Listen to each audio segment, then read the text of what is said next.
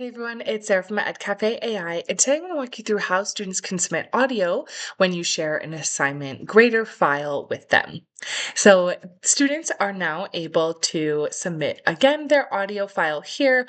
Edcafe AI will provide a transcription and provide them feedback based on the audio that they submit. So let's go ahead and share how students are able to do this. So here I have an assignment grader file allowing students to introduce themselves, tell them where they're from, what they enjoy doing, and one goal for the school year. Then they have their different grading instruction. That way EdCafe knows how to grade their students' audio.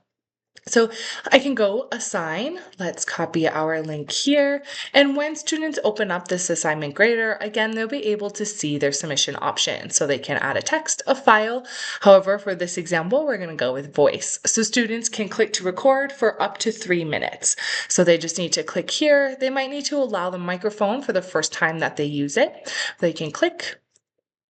Hi everyone, my name is Sara. I am from the USA and I am a content manager here at Inkno. One goal that I have for the year is to help teachers use EdCafe to the fullest potential.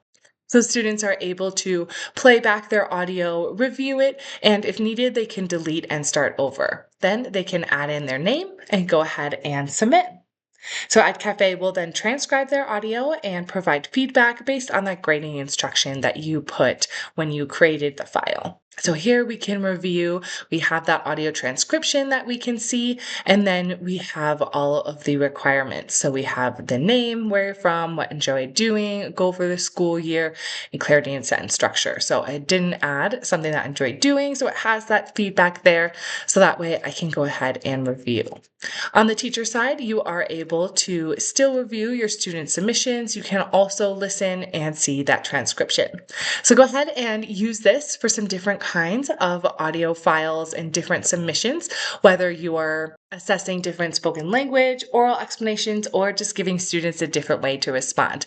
These voice submissions give you just that other option to meet students where they are and keep assignments interesting.